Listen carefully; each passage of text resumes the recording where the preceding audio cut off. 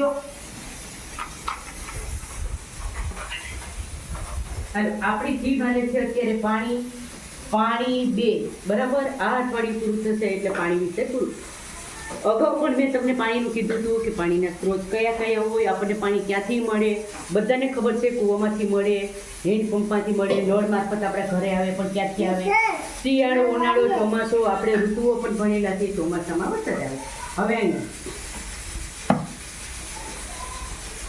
આ સુરજ દાદા છે. સુરજ દાદા ઉનાળામાં તડકા પડે. કીધું ને કે ઉનાળો એટલે ખૂબ ને ખૂબ તડકા પડે. આપણે કેવા કેવા ખોરાક ખાઈએ? આપણે ઠંડા ખાઈએ. હવે આઈસ્ક્રીમ ને શ્રીખંડ ને ચાલુ થવાનું ને. હવે તડકા પડે, સુરજ દાદા બહુથી બહુ તાપ પડે એટલે શું થાય? દરિયાનું પાણી ગરમ થાય. મેં તમને એક વખત કીધું હતું, જો આપણે કુકરમાં દાળ બફાય છે, વરાળ નીકળે કે નહીં એમાંથી? પાણી ગરમ થાય કે વરાળ થાય? હાલો આ શું છે? દરિયામાં પાણીની વરાળ થાય. સૂરજ દાદા તપે એટલે દરિયામાં પાણીની વરાળ થાય. આ બધી વરાળ છે. વરાળ ઉપર જાય એટલે શું બને? વાદળા બને. આ બધા વાદળ છે. એ ભાઈ અવાજ નહીં. આરો મોટા બધા આંગળા કાઢ મોટામાંથી. આ બધા વાદળા એકઠા થઈ જાય. ઉનાળાના 4 મહિના જાય. 4 મહિના સુધી આકાશમાં પાણીના વાદળા પાણીનો સંગ્રહ કરે છે. પછી આ બધા વાદળા ક્યારે વરસે? ચોમાસામાં વરસે. તો વરસાદ પડે છે. આ વીજળી થાય છે. વીજળી થાય છે. વરસાદ પડે છે. વરસાદ ક્યાં પડે? ઉપરથી પડે તો સીધું જમીનમાં આવે. અત્યારે આપણે નદી સાવ સુકાયેલી છે. વરસાદ આવશે એટલે બધું પાણી આવશે. હવે જે વરસાદ છે ક્યાં આવે છે?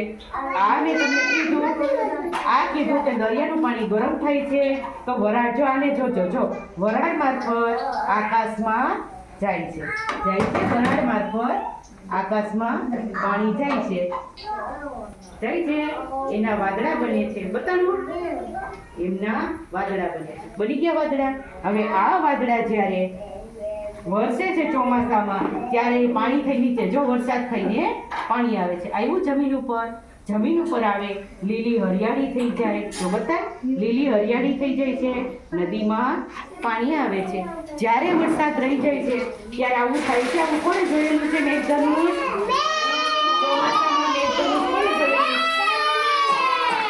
આવા એટલા રંગો છે ધનુષમાં. અને મેઘધનુષ આપણને ચોમાસામાં જ દેખાય. બરોબર. હવે આ નદી થાય. હવે નદીનું જે પાણી છે, જ્યાં નદીનું પાણી એ પછી છેલ્લે ક્યાં જાય છે? નદીનું પાણી છે ને, જો ક્યાં નદીનું પાણી છે ક્યાં જાય છે? જો છેલ્લે દરિયામાં જાય છે. આ રીતે આપણું જળ ચક્ર છે. દરિયાનું પાણી વરાળ મારફત ઉપર જાય છે. વાદળા થાય છે. વાદળા વરસે છે એટલે પાછા જમીન ઉપર આવે છે નદી મારફત. અને આ વેતરા છે, નાના નાના વેતરા, નદી નાળા હોય ને નાના. આપણા ગામના ચાપડી છે ને, વેતરો જાય કે નહીં?